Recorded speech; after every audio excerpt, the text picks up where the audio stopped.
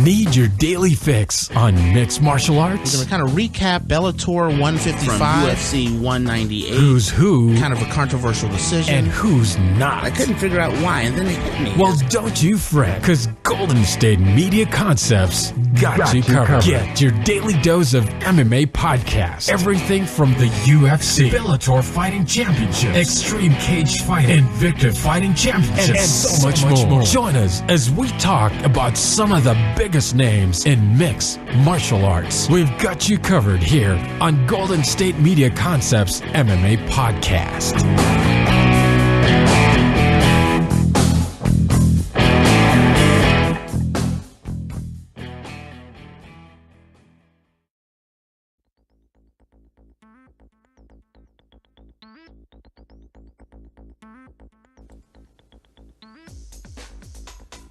Thank you for tuning in to the Golden State Media Concepts MMA Podcast, the podcast that covers everything mixed martial arts.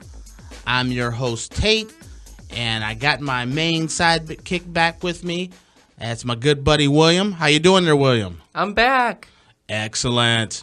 All right, so you know it's a busy weekend, and I gotta have William here. William, we got a full card. You ready for this? I'm so excited.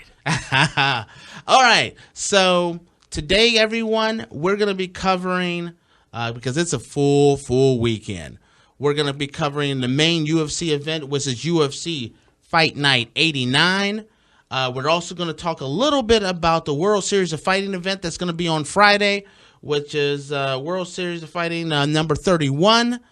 We're going to touch on Fedor is actually fighting this weekend, and so we got to talk about Fedor because that's one of William's favorites.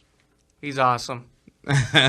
And then we're going to talk about Bellator as well, which Bellator has a big event this Friday as well, which is Bellator 156. And then we're going to finish up today with a little MMA news. Stay tuned, and we will be right back. Are you looking for help for your fantasy football team? Check out the GSMC Fantasy Football Podcast. Get today's best advice on who to start, who to sit, even who you should draft. From sleeper picks to red-hot lineups, they got it all covered for you. That's GSMCpodcast.com/fantasy-football-podcast. We'll cover traditional leagues, dynasty, PPR, even IDP leagues. When you need fantasy help, there's just one show to hit up. Don't forget to like them on Facebook and follow them on Twitter. Visit GSMCpodcast.com for more info.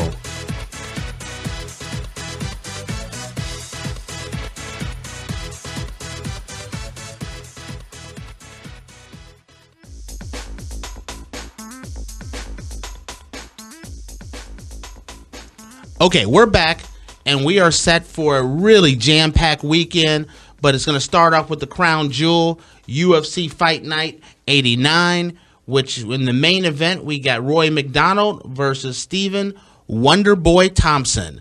And Wonderboy has been on a tear. And, you turn around and you look at what Roy MacDonald just did with Robbie Lawler. This is going to be an action-packed, fun fight. What's your thoughts so far, Mr. William?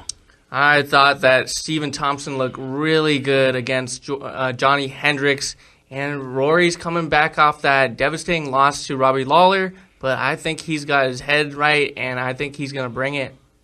Well, you know what? When you look at Roy MacDonald was, so close to being champion. That was one of the best fights of the year. It's one of those fights that you can go back and look at again and again and again, and you were never tired of it. It was just a fantastic match.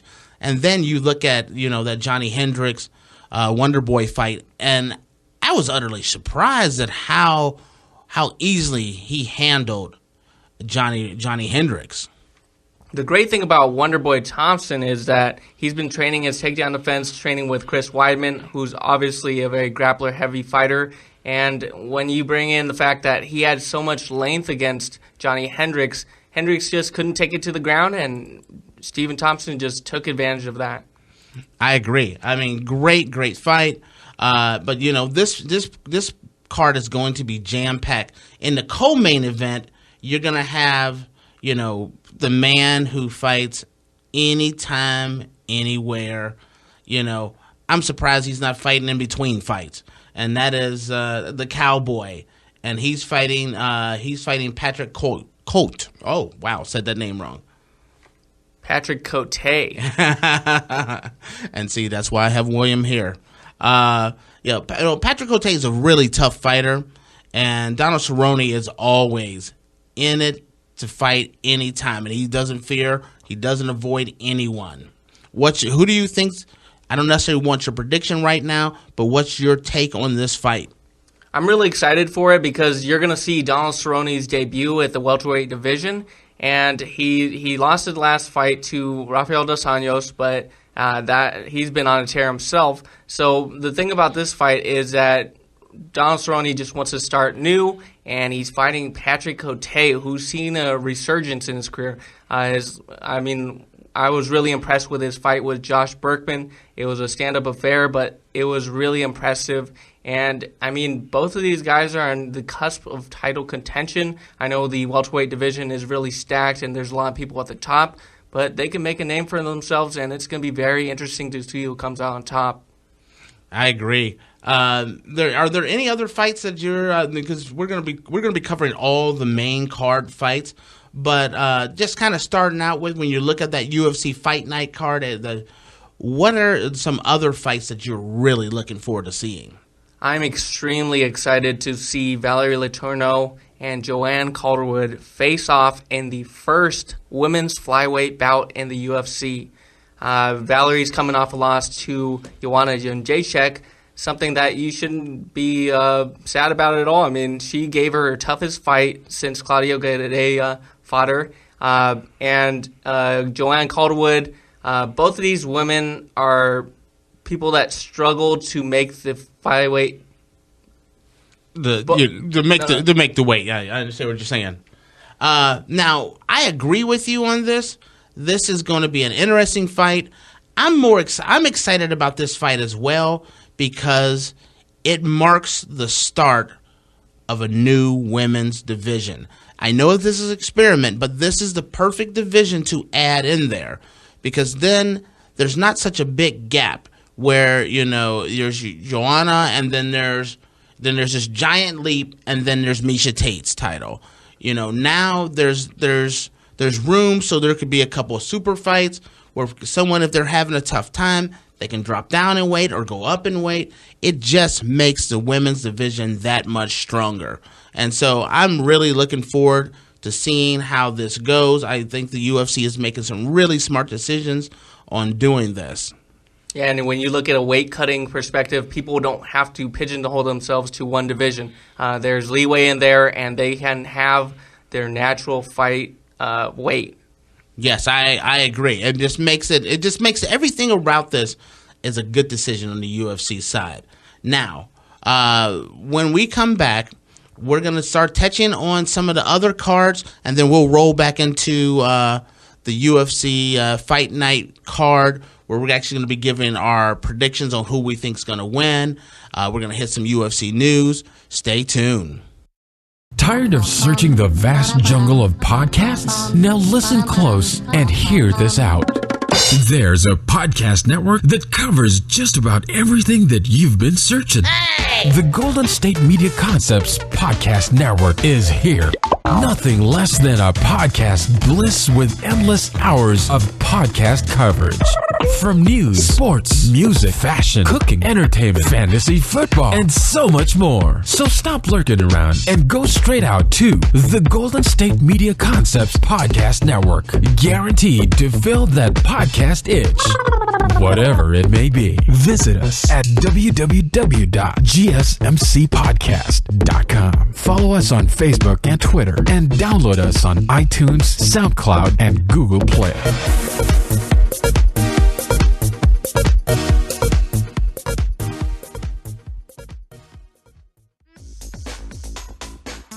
Okay, and we're back.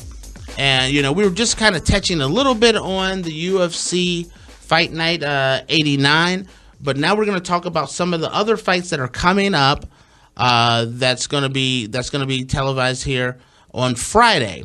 And it's going to start off with a really interesting card at the World Series of Fighting, which is going to have Copeland, who is who's been a really tough fighter in the World Series as far as he just came off of a nice win, and he's going to be fighting for the title against Blagoy Ivanov. And that's why I have William here. Now, with this fight, you got the champ, and he's coming off of 2 really spectacular wins, one by KO and the other one by submission. He's been on a tear in the World Series, and Copeland, who's a Division I wrestler, just a really tough fighter. He just beat Mike Hayes by unanimous decision, and that was in World Series 29, and now he gets the big title shot. Do you have any thoughts on this fight, and who do you think's going to win? I think it's going to be an absolute slugfest. I've watched both of these guys' careers. I'm very familiar with Ivanov. He actually went under a medically induced coma because he had a stabbing incident, and that led to really his career getting sidetracked, and he's come back with a vengeance, and he's become the champion of World Series of Fighting. Whereas Josh Copeland, he's been around the game. He was actually on The Ultimate Fighter, and he was fighting on the UFC roster. So I'm really excited for it. I think it's going to be a great fight. I really see that being a stand-up battle, but I think that in the end, Blagoy Ivanov is going to out-hard him, and he's just going to beat him down. I agree 100%. I think Ivanov is going to take him to school.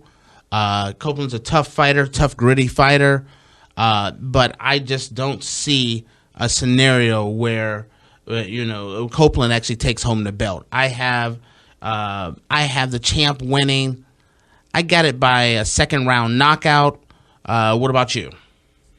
I love heavyweights. I want to see it go out of the first round, but I just don't see that happening. I got Ivanov by first-round KO.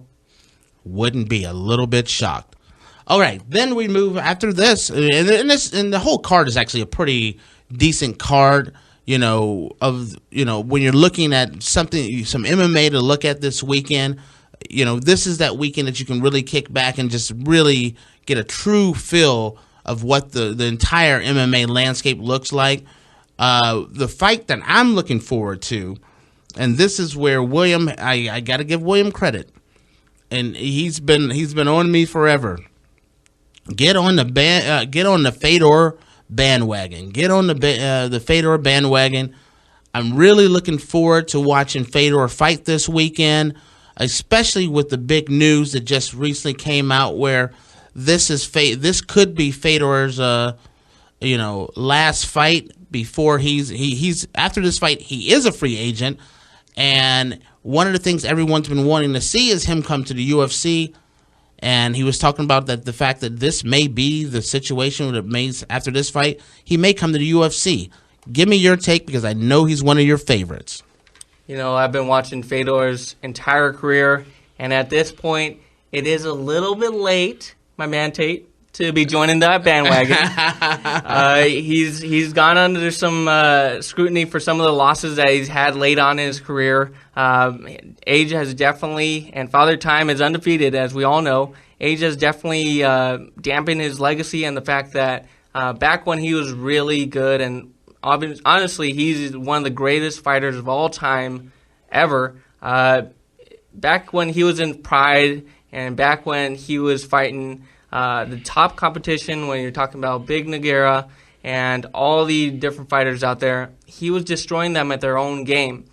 Now, what Fedor brings in at this point in his career is, fan-friendly fights.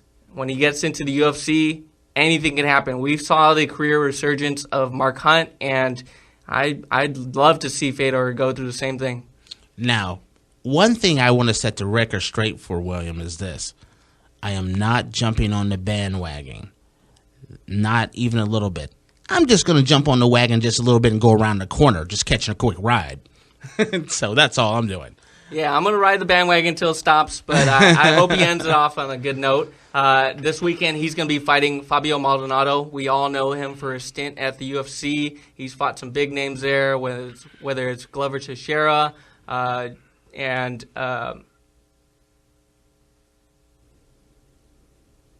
Rampage Jackson. He can take punishment. He is a great boxer. He has a lot of heart, but I just don't see that being enough to beat my man Fedor. Maldonado, he's a tough, gritty fighter. He's definitely a game fighter, but do you not feel like he's one of those guys that are just kind of textbook for Fedor to just come in and just take him out right away? Yeah, I think he kind of signed up to be a little bit of a punching bag in this. We all saw the fight with Stipe Miocic. He finished him rather easily in the first round, and Maldonado shouldn't have been in there. But I think that Fedor's going to be a closer fight than the Stipe fight. So I'm really excited to see what Fedor has left. Now, as you're going through and you're going through and you're catching the World Series event and you're catching Fedor, don't forget to set your DVR for Bellator. Bellator 156 is on its way. It seems like it's going to be a pretty nice card. Give me your take, William. I am so excited for this card. It is stacked from the top to the bottom. I mean, you have in the main event, you have Marcus Galvao versus Eduardo Dantas in their rematch. Let me just give you a little bit of history behind this. They are training partners. They were training partners. And Galvao was a champion. And in Brazilian culture, when you're the champion and you're older than some of your teammates, obviously the younger teammates will defer to the older ones. Like we see it through the BJJ competitions and how the older ones will just concede, or the younger ones will just concede and take the victory. The younger ones will just concede victory to the older fighters. Well, in their first fight, Eduardo Dantas, the young hungry lion, came in and knocked Marcus Galvao out. And that really changes the dynamic of their whole relationship. I mean, Eduardo Dantas broke down in tears. He was really sad and torn about the knockout. And now it's their time to fight again. In this, Galvao actually beat Joe Warren, so he's a champion now. And we're going to see what happens. It's going to be a very emotional fight, and I see some fireworks happening. Now, with this, the lead-in, if I remember correctly, originally didn't one because I'm actually, when it comes to Bellator, William actually follows a lot more Bellator than I do. But originally, one of them had promised their mom they were going to win the championship, and then the young kid came in. He won the championship, and then his very first fight, the young kid came in and knocked him out, so he didn't even really get a chance to defend his title. Isn't that the way kind of it went down? Yeah, actually, Galvao promised on his mom's deathbed that he would become champion. He indeed did, but that reign at the top lasted very short, and he lost to Eduardo Dantas in his first defense, and Dantas went on to lose to Joe Warren, who Galvao beat. Now, I'm going to tell you this. As I'm watching all the lead and everything, there is definitely there's a lot of desire to really get going in this fight. I don't know who you're taking, but I'm actually going to take the young lion in this one. I definitely am going to go with Dantas as well. We saw how effective he was when Galvao couldn't take it to the ground. He just lit him up. His hands are way too fast. They know each other from training. And from what I saw in Galvao's grappling, I don't think he's going to have enough to beat the young, hungry lion in Dantas. And that's the key, is he going to be able to take him to the ground? And I say no. And if he can't take him to the ground, I don't really see a way that he can win. And honestly, if he takes Dantas to the ground, Dantas is no slouch on the ground. He has the credentials to defend himself and to get back up, and he's just going to light him up, and that's how I see the fight going. We definitely agree on that. Are there any other fights on this card that you're really looking forward to? Oh, I'm really looking forward to the co-main event in Chidi Njokwani. He is a very, very talented and long-range fighter. We saw his brother Anthony Njokwani in the UFC, and he's fighting against Thiago Goncalves, but I don't see this being a close fight. I definitely see Chidi coming out on top. He just has too much range for him. And I'm very excited to see what he can display in terms of his stand-up. Okay, now let's move back to that UFC main card again.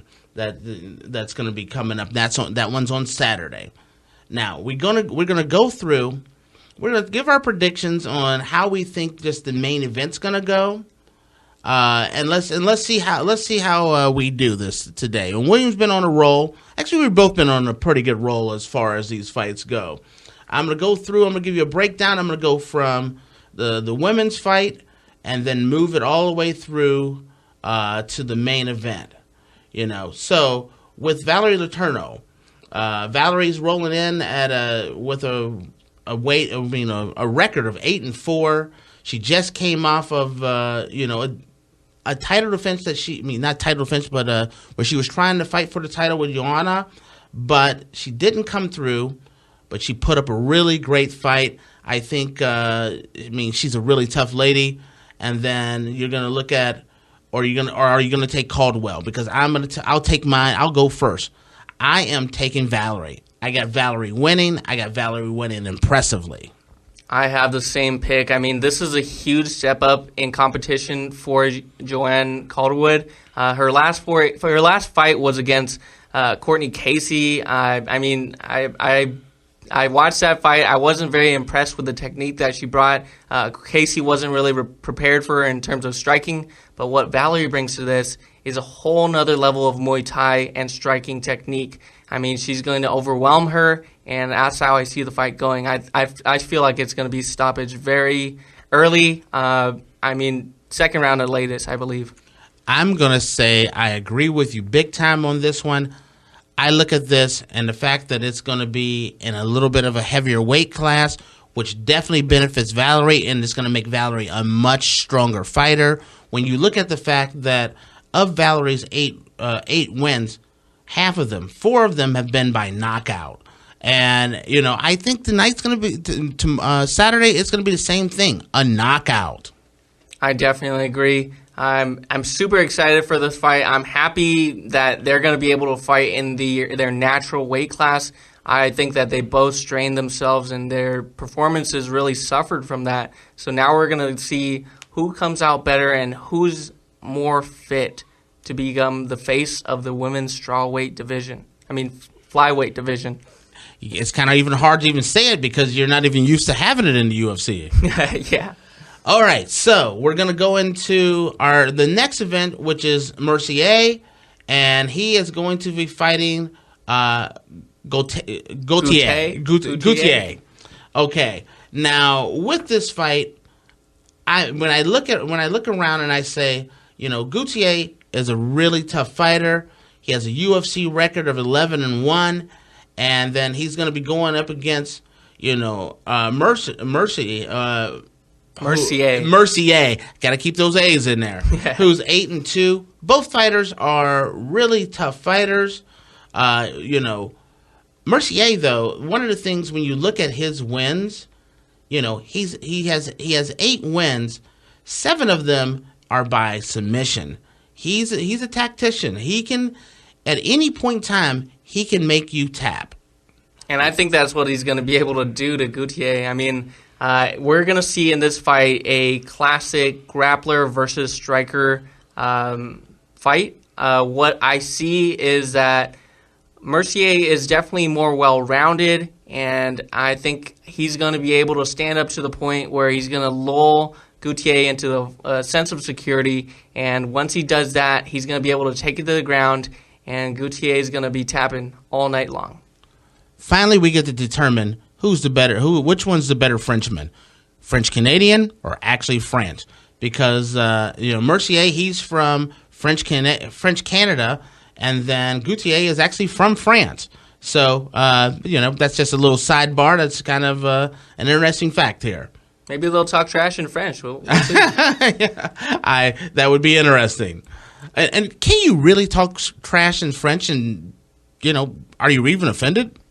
I want to see someone get offended.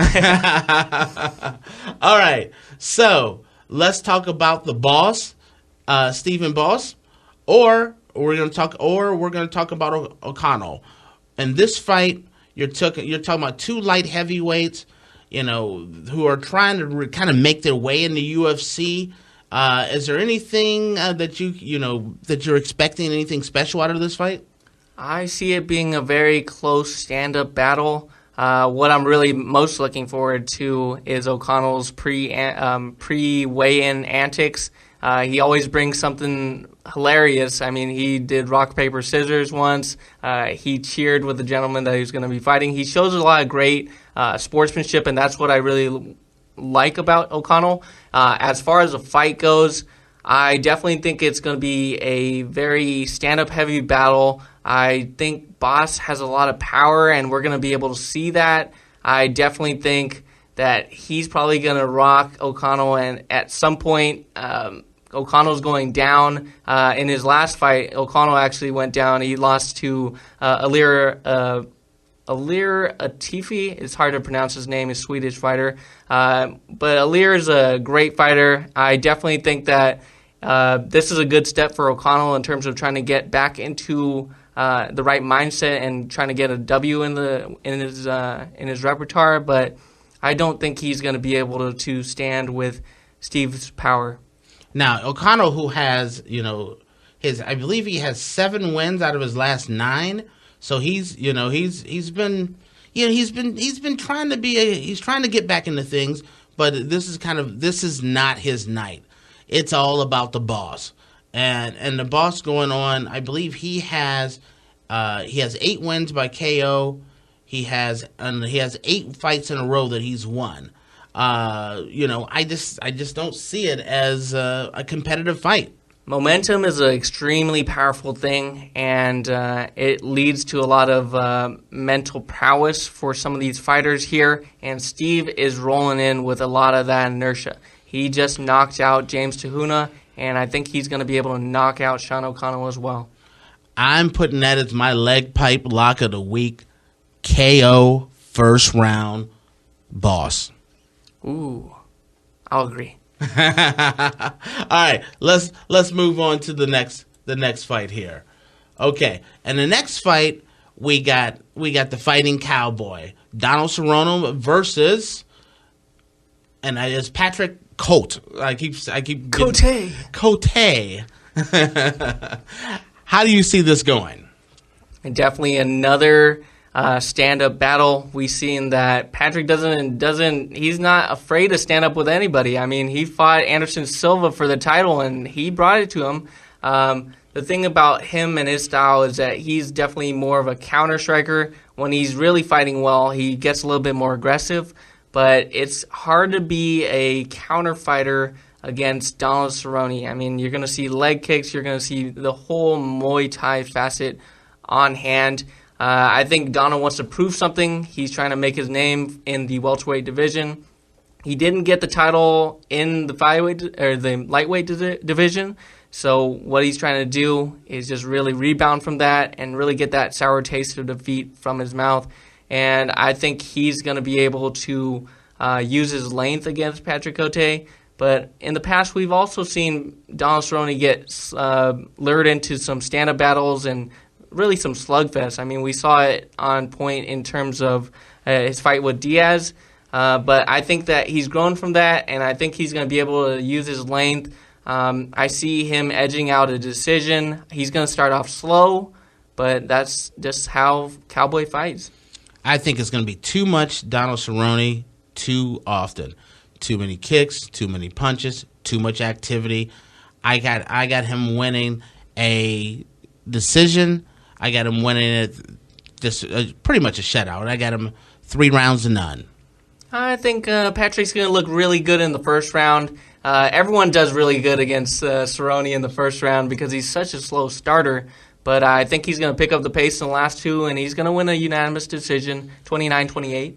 Okay, and I would agree with you that Cerrone's normally can be a slow starter, but because of the way Cerrone's title shot went and how he started off slow and it really cost him, I think you're going to see a different Cerrone in there. I think you're going to see a much more aggressive fighter in the first round. I hope so. I'm really excited for that fight. And an aggressive Cerrone in the first round makes for a lot of action. All right, so we're going to move on to the main event. And this is the fight that, this is a textbook fight. You got Roy MacDonald, who is, what can you say about Roy? Roy is just a stud. He, a lot of people could even argue that he could be champ. Him and Robbie Lawler just went to war. It's one of the best fights I've seen in a long time. He's a tough guy. But you also have the guy who's on a hot streak, the man that's full of action, and that's Wonder Boy. Wonder Boy is just so amazing. So, what's your take on this fight? I think that it's great that Rory took that long layoff. His last fight was the title fight back in July.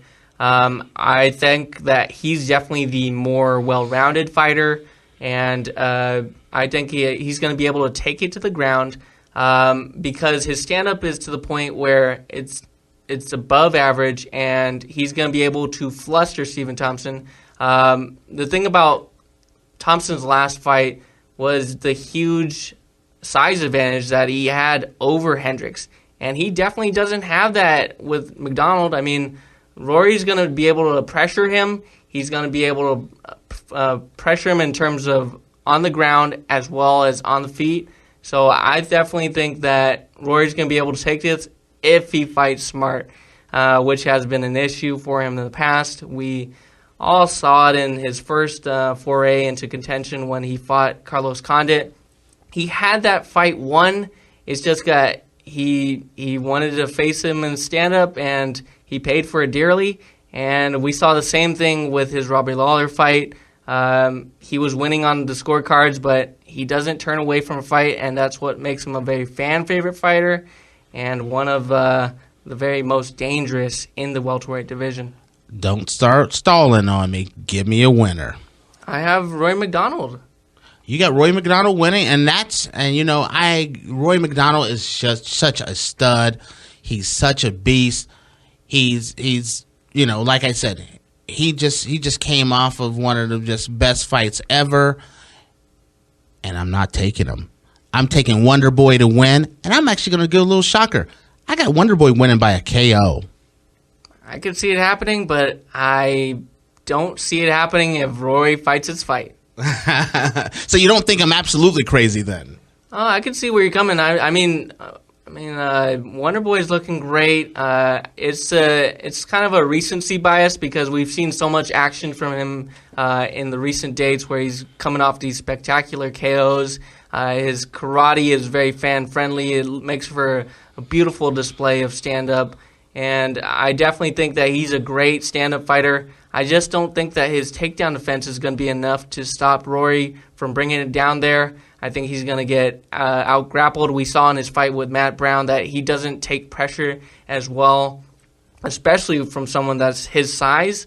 So I definitely think that Rory's going to be able to facilitate his game plan. Faraz Zahabi is going to be nailing this into Rory MacDonald's head that he needs to fight smarter in order to preserve his career.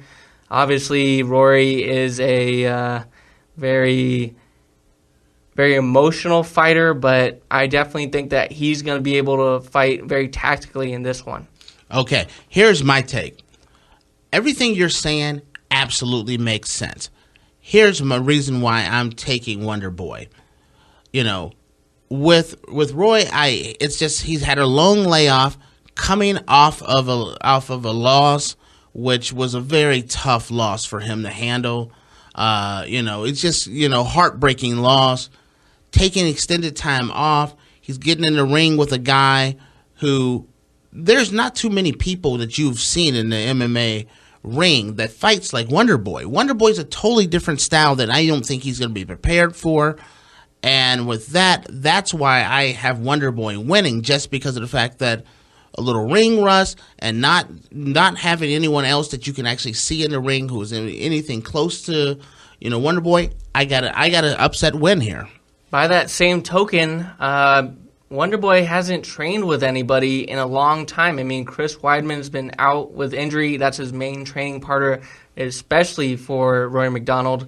Rory's got a team of killers up there at TriStar. He's training with George St. Pierre as George is hinting his comeback. So that's very exciting too. And I definitely think that he has a lot of connections in terms of some of the fighters that he's been bringing into camp. He brought in Raymond Daniels from... we all saw him in Bellator and how he's just lighting people up in terms of stand-up. He brings some similarities to Wonder Boy. So I definitely think that Rory's going to come prepared. He's been a veteran of this game. Wonder Boy is he's more young, and I don't think he's going to be able to be as seasoned on the ground to beat MacDonald. All right. Thank you for that take. Now, when we come back, we're going to cover a little bit of MMA news. Want to find out what movies to go see? Then check out the GSMC Movie Podcast. It's your ticket to the latest movies, whether it's a new blockbuster event, romantic, comedy, or action flick. This show has got it all covered. They talk some what to go see now. Don't bother. What's hot on Netflix and everything in between. That's gsmcpodcast.com/movie-podcast. When it's all about the movies, it has to be this new show. Don't forget to like them on Facebook and follow them on Twitter. Visit gsmcpodcast.com for more info.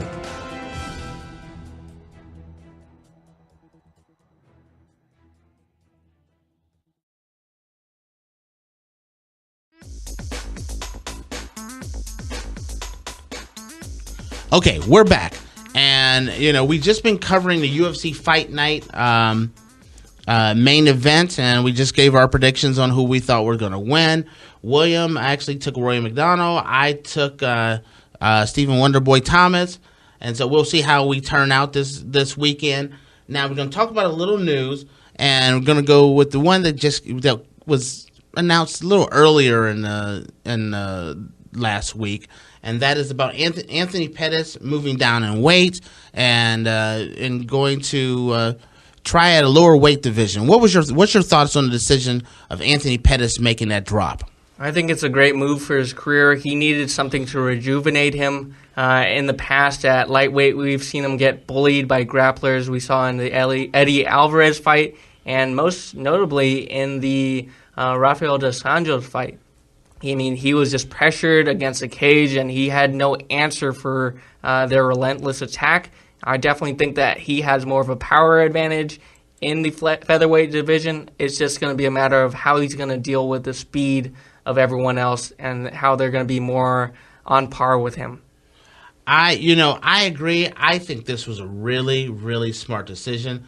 I don't know who made the decision, if it was his trainers or whoever it was that made that decision. But I thought, he was a hot streak, and then it just kind of fizzled out.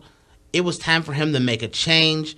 I think he's a very talented guy, but I want to see him. I think I've been wanting to see him move down in weight.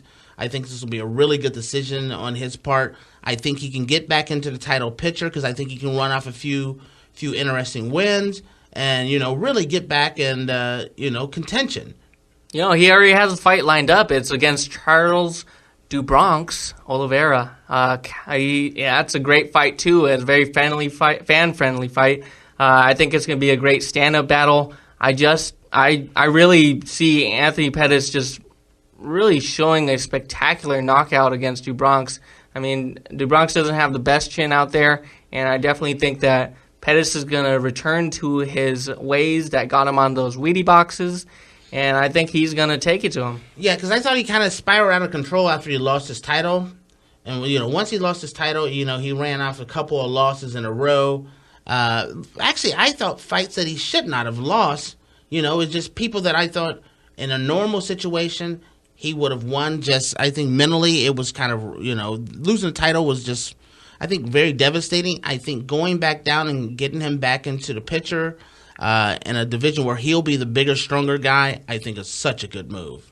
And he's been teasing this move down in weight for a long time. I mean, he had a title fight lined up with Jose Aldo. One of them got injured, as they always do, and that didn't happen, but I was really excited for that. I wanted to see him at that lower weight class just to see how he would do, and I love super fights, so I was super excited for that. It's coming on later on in his career. He's still young. I definitely would have wanted to see it back then, but I'm excited for it now. I think there's a lot of possibilities for him. Now, I agree. I'm looking forward to seeing it. Another bit of news that actually came out recently is the fact that Carlos Condit, who had been tossing around just giving up, retiring, has said he would come out to fight Robbie Lawler or Nick Diaz. What's your thoughts on that? Had you heard that one yet? Yeah, I actually saw that. He has a lot of unfinished business. He really hates how he performed in the Nick Diaz fight, especially. We saw a very tentative and very point-fighting heavy Carlos Condit that he, as the natural-born killer, is not very proud of, and he definitely wants that back. He wants to show that he can knock Nick Diaz out. He loves the way that Nick Diaz fights, and he just has a sour taste from that victory, even though it got him the title. And when you talk about his Robbie Lawler fight, I had him winning that fight. I was just going to say that. I had him winning. I mean, I was actually stunned that he lost. I'm not stunned. I've seen worse decisions, but yes. But he did very well, and I thought he did enough to beat Lawler. I mean, he staved off that fifth round Robbie Lawler that has proven to be very, very, very formidable in the end of the fights, and he fought against him, and he stood his ground, and he was able to survive that. But when you take the fight as a whole, he did an amazing job, and he definitely needed to take a break mentally in terms of how he brought everything into that fight. And he was already considering retirement before that. Now he has refocused his life, and he's looking forward to coming back and, in my eyes, fighting some super fights. I don't even want to see him fight Diaz. I think because of the last fight, he should just get Robbie Lawler right out the gate.